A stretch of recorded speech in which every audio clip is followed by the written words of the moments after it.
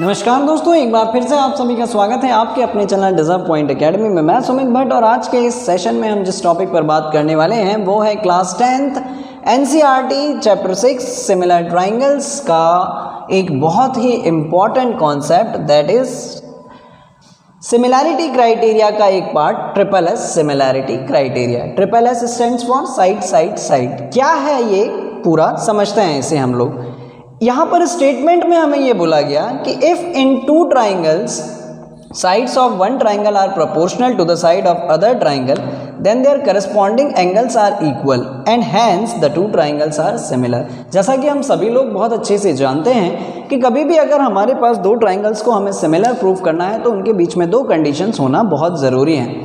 Either sides are proportional, यानी कि उनकी सारी करस्पॉन्डिंग साइड्स के बीच का रेशियो सेम हो, या फिर उनके करस्पॉन्डिंग एंगल्स आपस में इक्वल हो, है ना। सो ऐसी सिचुएशन में जब हमारे पास बोला गया कि यदि अगर कभी भी हमारे पास दो ट्राइंगल्स में करस्पॉन्डिंग साइड्स प्रोपोर्शनल हो तो कैसे उस कंडीशंस में उनके करस्पॉन्डिंग एंगल्स भी आपस में इक्वल होंगे, यही सारी चीज़ें हम लोग यहाँ पर देखने वाले हैं। और इसके पश्चात निश्चित रूप से कि जब उनके करस्पॉन्डिंग एंगल्स भी आपस में इक्वल होंगे तो डेफिनेटली वो दोनों ही ट्राइंगल्स सिमिलर होंगे। चलिए, तो इसी सारी पूरी प्रोसेस को हम लोग प्रूव करने की कोशिश करते हैं। देन इसके लिए मैंने यहाँ पर दो ट्राइंगल्स कंसीडर कर लिए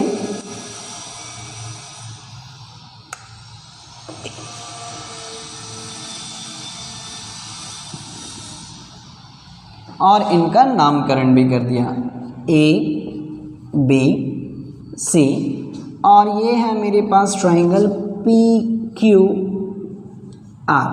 क्लियर है। और मुझे यहाँ पर दिया क्या गया है वो भी मैं यहाँ पर मेंशन कर लेता हूँ। मुझे यहाँ पर दिया गया है कि इन दोनों ही ट्राइंगल्स की करस्पॉन्डिंग साइड्स प्रोपोर्शनल है ना, यानी कि A B upon P Q बराबर है B C upon Q R के बराबर है A C upon P R के। और इस कंडीशन में हमें प्रूफ क्या करना है, इनके जो करस्पॉन्डिंग एंगल्स हैं वो यहाँ पर इक्वल हैं, यानी कि एंगल ए बराबर है एंगल पी के, एंगल बी जो है वो बराबर है एंगल क्यू के, एंड एंगल सी जो है वो बराबर है एंगल आर के, एंड हैंस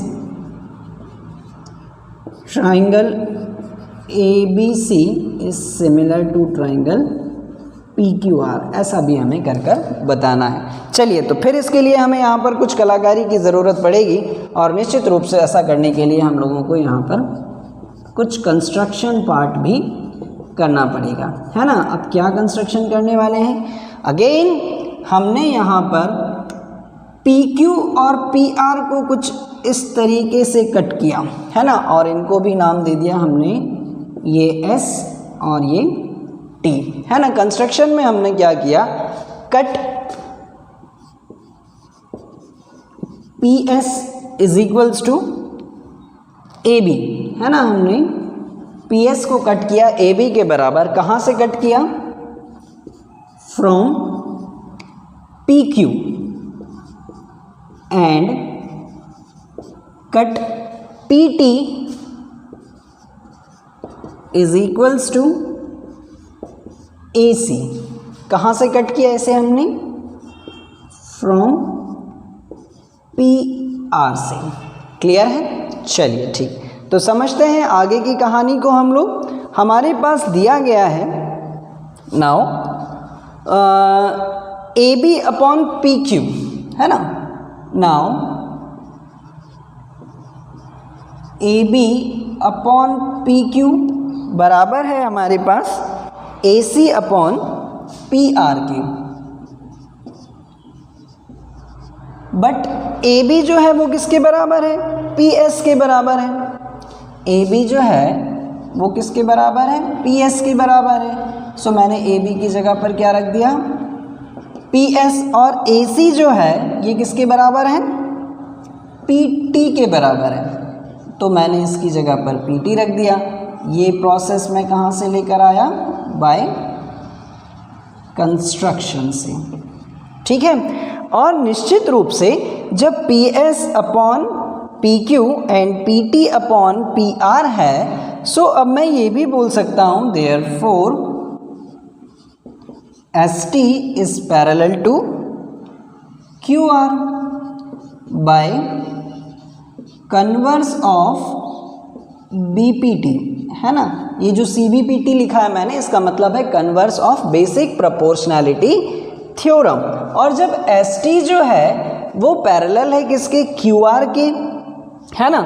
सो निश्चित रूप से इनके करस्पॉन्डिंग एंगल्स भी आपस में इक्वल होंगे, यानी कि ये एंगल 1 बराबर है एंगल 2 के, एंड एंगल 3 जो है वो बराबर है किसके, एंगल 4 के। तो क्या मैं अब ऐसा भी लिख सकता हूँ देयरफॉर एंगल 1 बराबर है एंगल 2 के, एंड एंगल 3 जो है वो बराबर है किसके, एंगल 4 के, ठीक है।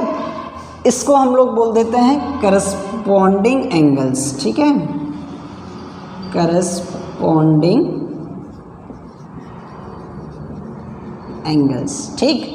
और जब एक बार हमारे पास ये दोनों ही एंगल्स अगर आपस में इक्वल हो गए, देन इसके बाद हमने क्या करना है, चलिए समझते हैं ज़रा बहुत ध्यान से। हमारे पास एंगल 1 जो है वो एंगल 2 के बराबर है, एंगल 3 जो है वो एंगल 4 के बराबर है। सो नाउ इन ट्राइंगल, इसके बाद हम लोग कंसीडर करने वाले हैं in triangle P Q R and P S T, है ना। In triangle P Q R and triangle P S T, इन दोनों में आप अगर देखें सो एंगल 1 जो है वो बराबर है एंगल 2 के, एंड एंगल 3 जो है वो बराबर है एंगल 4 के, है ना। फ्रॉम द अबव कंडीशन, ये कहाँ से लेकर आए हम, ये अभी अभी हमने ऊपर प्रूफ किया है, फ्रॉम अबव कंडीशन, ठीक है। जब किसी भी दो ट्राइंगल्स में दो एंगल्स हमारे पास इक्वल हो जाएं, तब हम ये बोल सकते हैं therefore triangle P Q R is similar to triangle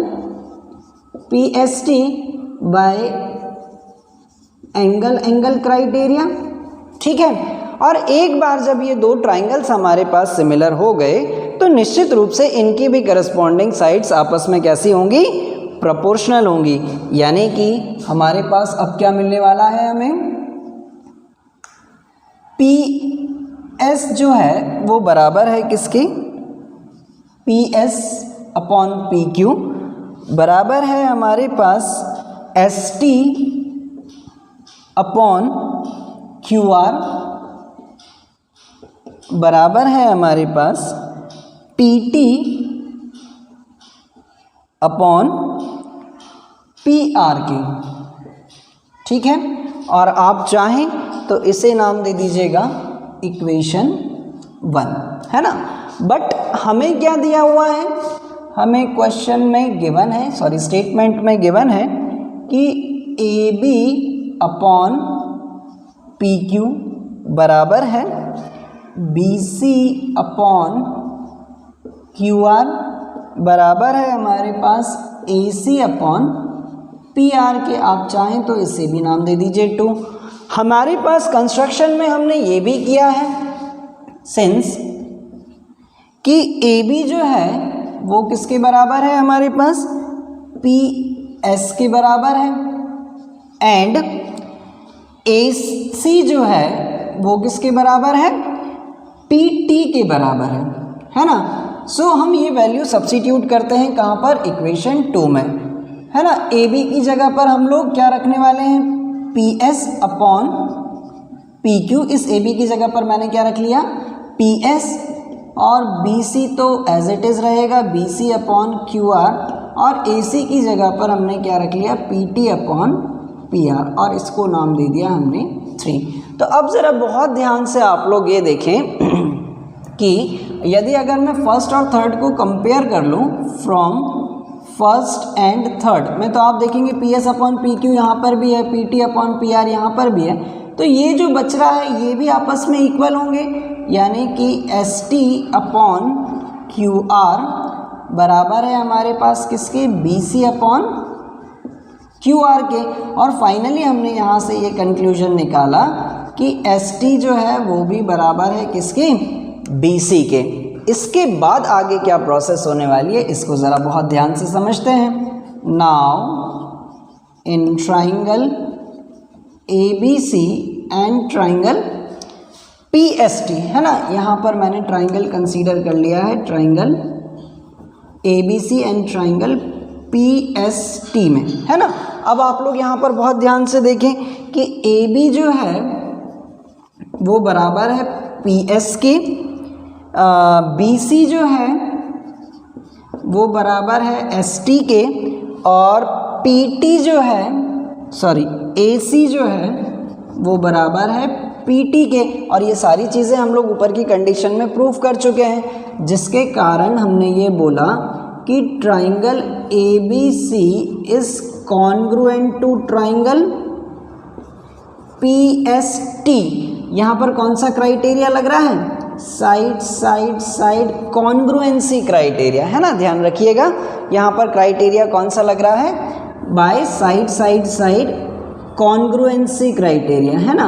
और एक बार जब हमारे पास दो ट्राइंगल्स कॉन्ग्रुएंट प्रूफ हो जाएं, देन इसके आगे का पार्ट जो है मैं थोड़ा सा यहाँ पर स्पेस क्रिएट करके करने की कोशिश करता हूँ। चलिए मैं ऊपर कर देता हूँ तो शायद आप लोगों को क्लियर ज़्यादा अच्छे से दिख पाएगा कि जब यदि अगर हमारे पास ये दो ट्राइंगल्स हमारे पास कॉन्ग्रुएंट हैं, तो अब हम ये बोल सकते हैं कि एंगल A जो है वो किसके बराबर है, एंगल P के बराबर है। एंगल B जो है वो किसके बराबर है, एंगल 1 के बराबर है। और एंगल 1 ऑलरेडी किसके बराबर था हमारे पास, एंगल 2 यानी कि PQR। और PQR एंगल कौन सा है, एंगल Q के बराबर है। सिमिलरली एंगल C जो है वो किसके बराबर है, एंगल 3 के बराबर है। और एंगल 3 जो है वो किसके बराबर है, एंगल R के बराबर है। ये सारी कंडीशन हम लोग कहाँ से लेकर आए, CP/CT से। एंड हैंस जब ऐसा है तो अब हम ये भी बोल सकते हैं कि hence triangle ABC is similar to triangle PQR। Triangle PQR, that's it. I hope आप लोगों को ये भी बहुत अच्छे से समझ में आया होगा। और सच में अगर ऐसा है तो इसे प्लीज़ लाइक और शेयर करना मत भूलिएगा। और अभी तक अगर आप लोगों ने मेरे चैनल को सब्सक्राइब नहीं किया है तो जल्दी से हमारे चैनल को सब्सक्राइब कर दीजिए, ताकि इसी तरीके के नए वीडियोज़ का नोटिफिकेशन आप लोगों को जल्द से जल्द मिलता रहे। Thank you so much.